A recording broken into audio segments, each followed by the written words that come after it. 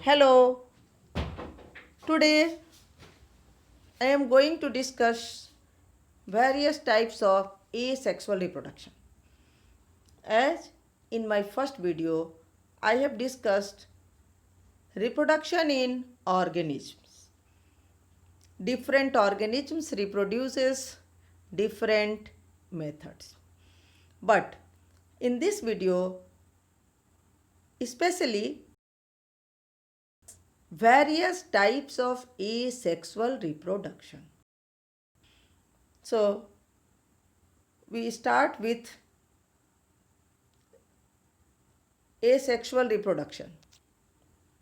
Asexual reproduction is a method of producing similar, identical organisms by buds, fragments और whole parent body.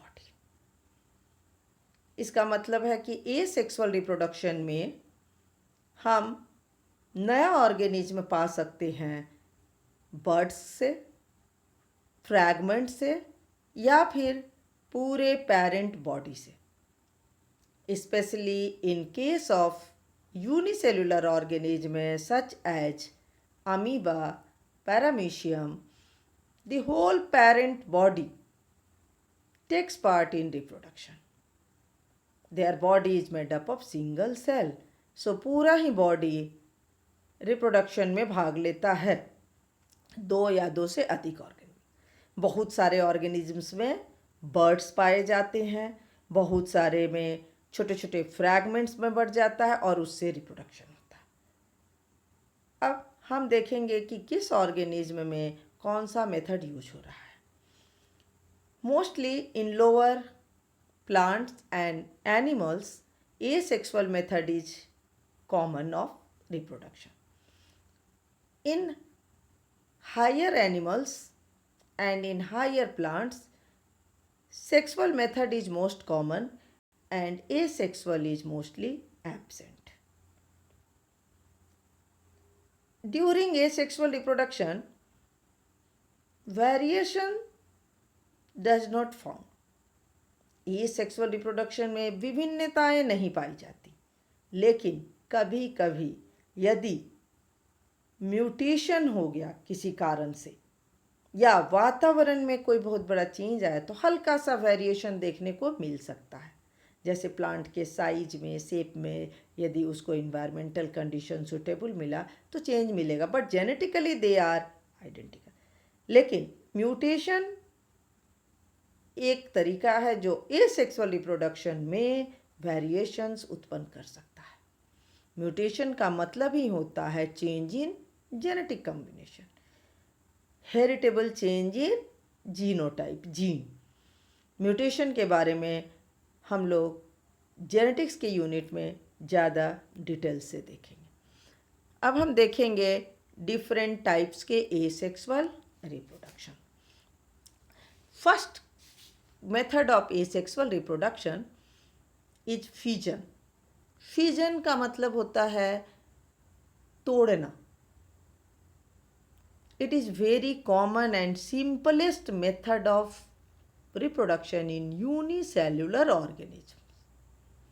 एक कोशिकीय जितने भी जंतु हैं जैसे अमीबा, पैरामीशियम, युग्लिना, बहुत सारे बैक्टीरिया, उनमें फ्यूजन मेथड से एसेक्सुअल रिप्रोडक्शन होता है. फ्यूजन में या तो ऑर्गेनिज्म, इट मीन सेल, दो भाग में बढ़ जाता है या कभी कभी दो से ज़्यादा भागों में बढ़ जाता है. बाइनरी फ्यूजन जिसमें पेरेंट सेल दो डॉटर सेल में बढ़ जाता है. इसके तीन तरीके हैं. Irregular binary fusion that is mostly found in amoeba.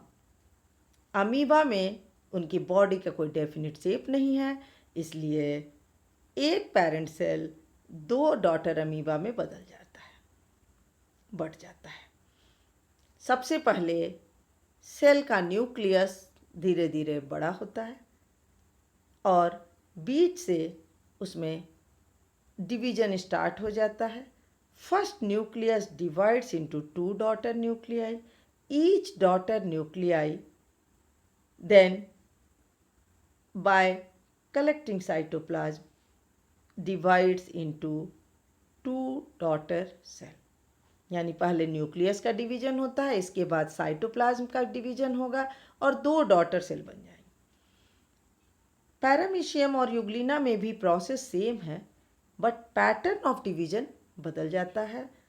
जैसा कि पैरामीशियम में ट्रांसवर्स डिवीजन होता है और यूग्लिना में लॉन्गिट्यूडिनल डिवीजन होता है। तो these are methods of binary fission. Multiple fission. During multiple fission, one cell gives rise number of similar identical organisms. और यह सबसे ज़्यादा कॉमन है, जो कि कॉमनली देखने को मिलता है, पाया जाता है, वह है मलेरियल पैरासाइट, जिसको हम प्लाज्मोडियम कहते हैं, जिसका साइंटिफिक नाम है प्लाज्मोडियम। इसमें अपने चारों तरफ एक सिस्ट वॉल बनाता है प्लाज्मोडियम, और उसके सिस्ट के अंदर जो न्यूक्लियस है वह कई छोटे छोटे न्यूक्लियस में बढ़ जाता है, यानी repeated division of nucleus takes place. Nucleus का रिपीटेड डिवीजन होने के बाद हर न्यूक्लियस अपने चारों तरफ थोड़ा सा साइटोप्लाज्म कलेक्ट कर लेता है और एक सेल मेम्ब्रेन बना लेता है, और बहुत सारे डॉटर सेल्स एक पेरेंट सेल के अंदर बन जाते हैं। यह ज़्यादातर अनफेवरेबल कंडीशन में होता है, और जब कंडीशन फेवरेबल आता है then cyst wall ruptured and जितने भी डॉटर सेल्स हैं वो सारे बाहर निकल जाते हैं। हर डॉटर सेल एक इंडिविजुअल ऑर्गेनिज्म बन जाता है। अमीबा भी अनफेवरेबल कंडीशंस में इसी मेथड से रिप्रोडक्शन करता है। तो बाइनरी फ्यूजन और मल्टीपल फ्यूजन में जो कुछ डिफरेंसेस है वहाँ इस स्लाइड पर बड़ी स्पष्ट रूप से लिखा हुआ है। आप इस स्लाइड से उन पॉइंट्स को नोट कर सकते हैं। बाइनरी फ्यूजन ज़्यादातर फेवरेबल कंडीशन में और मल्टीपल फ्यूजन अनफेवरेबल कंडीशंस में पाया जाता है। बाइनरी फ्यूजन में कोई प्रोटेक्टिव कवर या सिस्ट नहीं बनता, और मल्टीपल फ्यूजन में एक प्रोटेक्टिव कवर बनता है। इसके बाद हम देखेंगे next method of asexual reproduction, that is budding. Budding is found in both type of organism, unicellular as well as multicellular.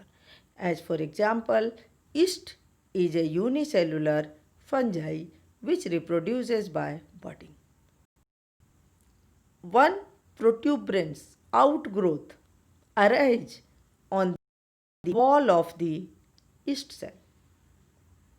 Nucleus of parent cell elongates and move towards the bud.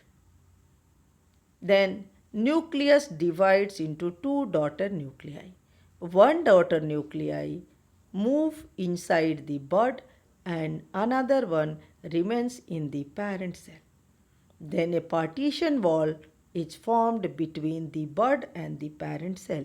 In this way, bud develops on the parent cell. May be formed on parent cell, and each bud after detaching from the parent cell can grow into a new individual organism. The same process is in hydra. Hydra में भी इसी तरीके से budding होता है। एक छोटा सा उभार निकलता है, बाद में उससे छोटा सा हाइड्रा बनता है, जो कि पैरेंट हाइड्रा से अलग होकर के और एक नया हाइड्रा बना सकता है। तो budding is also a very common method of asexual reproduction. The next common method of asexual reproduction is spore formation. It is found in algae, fungi and other organisms also. The first spore, that is gamule, it is found in sponges. This first one is gemule of sponge, and after separation from the parent, it may form a new sponge. Then the second example is of Chlamydomonas. Chlamydomonas is a unicellular algae. It produces large number of motile zoospores. Motile मतलब इनके पास flagella होता है जो कि movement में help करता है and each zoospore form a new Chlamydomonas. The third method that is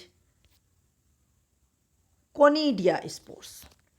conidia are non-motile spores.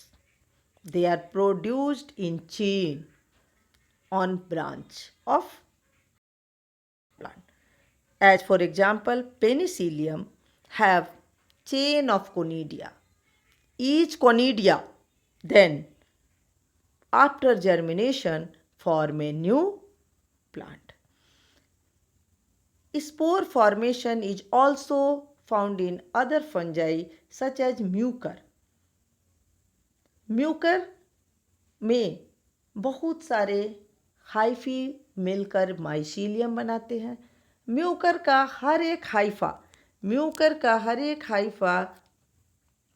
ऊपर की ओर बढ़ करके और एक सैक लाइक स्ट्रक्चर बनाता है जिसे हम कहते हैं स्पोरेंजियम. इस स्पोरेंजियम के अंदर बहुत सारे छोटे छोटे स्पोर्स बनते हैं और ये स्पोर्स जब स्पोरेंजियम रप्चर कर जाता है तो बाहर निकल जाते हैं and each spore can form a new mycelium of Mucor. In this way these are common methods of asexual reproduction.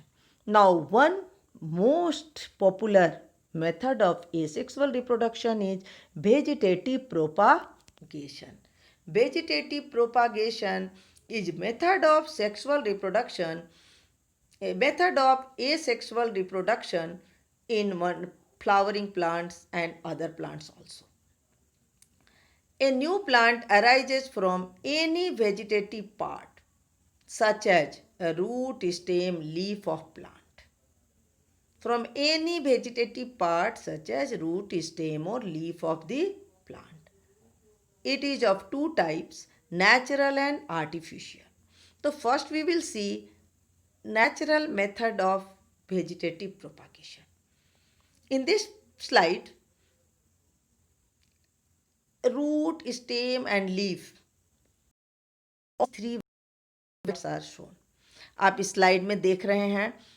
सबसे पहले ऊपर की तरफ जिंजर, अदरक, जो बड़ा ही कॉमन एग्जाम्पल है. आप अपने घर में आलू, अदरक, प्याज आदि देखते हैं. आलू और अदरक ये स्टेम है, प्याज भी स्टेम है. क्लास 11th में हम लोग पढ़े थे. उन पर छोटे छोटे बर्ड्स होते हैं और उन बर्ड से नया प्लांट निकल जाता है. इसी तरीके से सबसे नीचे वाले डायग्राम में आप देख रहे हैं यहाँ पर रूट के बगल से एक नया प्लांट निकल रहा है. रूट के बगल से एक नया प्लांट निकल रहा है. इसके बाद आप देखिए ब्रायोफाइलम की पत्ती. ब्रायोफाइलम की पत्ती जो है इसमें भी बड़ा ही खूबसूरती से आपको दिखाया गया है कैसे पत्ती से नया प्लांट बन रहा है. इसके मार्जिन पर नॉच, खांच बने होते हैं. नॉच से ऊपर की तरफ बड और नीचे की तरफ रूट्स निकलता है और ये बड यदि पेरेंट प्लांट से अलग हो जाएगा तो यह एक नया प्लांट बना सकता है. इसी तरीके से इस बगल के इसमें आप देख रहे हैं कि there is a one plant of पुदीना, मिंट और क्रिसैंथेमम. इनमें स्टेम आगे बढ़ के मिट्टी के कांटेक्ट में जाता है, फिर नीचे की तरफ रूट्स, ऊपर की तरफ लीव्स निकल आते हैं, बर्ड्स निकल आते हैं और एक नया प्लांट बन जाता है. तो these are natural methods of vegetative propagation which can be observe very easily in our house. आप अपने घरों में इनको बड़ी आराम से देख सकते हैं. अब है दूसरा artificial vegetative propagation. Artificial method is used by gardeners and horticulturists. As for example, in many plants, as for example jasmine, जैसे आप बेली का पौधा देखे होंगे, उसके पौधे की पत्ते किसी भी एक ब्रांच को लेके मट्टी का लेयर उस पर डाल दिया जाए यदि, तो उससे नया प्लांट बन जाता है. That is called layering. यदि आप किसी प्लांट के स्टेम को, जैसे रोज प्लांट में हम यदि उसके डंठल को कटिंग करके लगा दे तो नया प्लांट बन जाता है. तो कटिंग, लेयरिंग, और एक तरीका है grafting.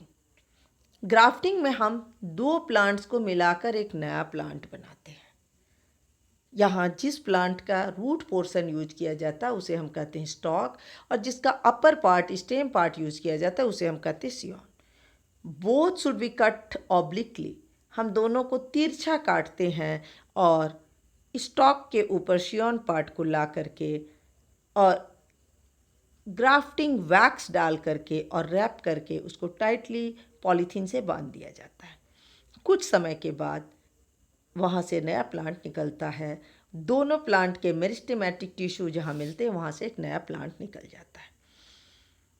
Another method of vegetative propagation is tissue culture.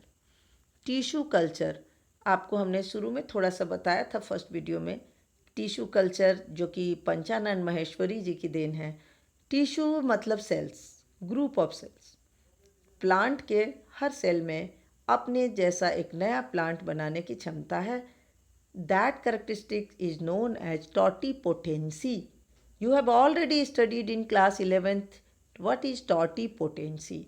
तो प्लांट के किसी भी सेल को या ग्रुप ऑफ सेल्स को, टिश्यू को हम निकाल करके, और जब यदि किसी एसेप्टिक कंडीशन में किसी टेस्ट ट्यूब, पेट्री डिस्क या बीकर में रख देंगे, in presence of suitable nutrient medium, then by repeated mitotic division, बार बार माइटोसिस सेल डिवीजन होगा और वहाँ मास ऑफ सेल बनता है. That is called callus, CALLUS, callus. अब इस कैलस से थोड़े थोड़े सेल को हम कई टेस्ट ट्यूब में, कई पेट्री डिस्क में रख दे सकते हैं, और according to our need we may grow new plant from those callus. वहाँ पर हम हार्मोनल रेशियो, न्यूट्रिएंट्स मीडियम बढ़ा घटा के रूट और सूट का डेवलपमेंट कर सकते हैं, और हर एक छोटे टिश्यू से एक नया प्लांट वहाँ बन जाएगा. इस तरीके से किसी एक अच्छे प्लांट के टिश्यू से हम बहुत सारे plant at A time grow कर सकते हैं. In this way, this artificial method of vegetative propagation is used for quick production of new plants and combining the good qualities of two different variety of plants. Now, we will see importance of vegetative propagation. Vegetative propagation में हमने देखा it is a rapid process. इसमें हम एक ही समय में बहुत सारे सिमिलर आइडेंटिकल प्लांट्स बना सकते हैं. दूसरी इसकी खासियत यह है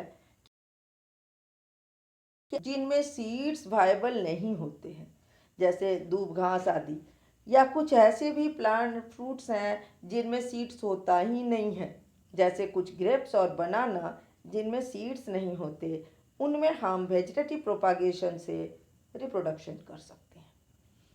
साथ ही साथ किसी अच्छी क्वालिटी वाले प्लांट के अच्छे कैरेक्टर्स को रिटेन करने के लिए हम वेजिटेटिव प्रोपागेशन यूज कर सकते हैं.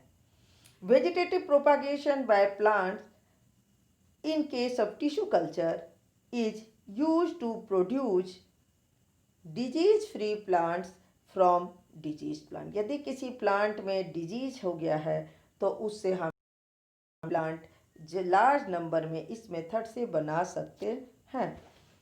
Now advantages of asexual reproduction and disadvantages. Advantages हम लोग बहुत सारे देख चुके कि रैपिड प्रोसेस है, इजी मेथड है, चीपर मेथड है, और इससे हम बहुत कम समय में बहुत सारे सिमिलर प्लांट बना सकते हैं जिनके वायबल सीड्स नहीं हैं, उनमें यूज हो सकता है. पेरेंट के अच्छे कैरेक्टर्स को हम प्रिजर्व कर सकते हैं. And but one more character that is the use, that is sessile and sedimentary animals जो एक जगह से दूसरे जगह मूव नहीं कर सकते, उनमें भी एसेक्सुअल मेथड से रिप्रोडक्शन हो सकता है. Now, what are the disadvantage or drawback of asexual reproduction? Asexual reproduction की क्या कमियां हैं? Number of variations, no variations. In asexual reproduction, no variations found. इसमें कोई विभिन्नता नहीं होती, इसीलिए इवोल्यूशन का चांस नहीं है, नई स्पीसीज नहीं बन सकते हैं. Next is that over crowding में रिजल्ट डिफिकल्टी इन सर्वाइवल. हम देखें कि एसेक्सुअल रिप्रोडक्शन में एक ही बार में बहुत सारे स्पोर्स बन सकते हैं, और लेकिन ज़रूरी नहीं है कि सभी को रिसोर्सेस मिले, सुटेबल कंडीशन मिले, इसलिए उनके सर्वाइवल का चांस कम होता है. और तीसरा जो disadvantage, lack of adaptation for adjustment in changing environment. Environment में जो चेंज आ रहे हैं, प्लांट्स में जब चेंज नहीं आएगा तो वह चेंज इन्वायरमेंट के साथ अपने को एडजस्ट नहीं कर पाएंगे, जिसके चलते कुछ टाइम के बाद उनके सर्वाइवल का चांस कम हो सकता है. तो these are the disadvantage of asexual reproduction. मैं अपने नेक्स्ट वीडियो में सेक्सुअल रिप्रोडक्शन के बारे में अब एक्सप्लेन करूँगी, आप लोग को बताऊँगी कि how sexual reproduction varies in different plants, different animals. इसके साथ ही आज का ये वीडियो समाप्त होता है. थैंक्स.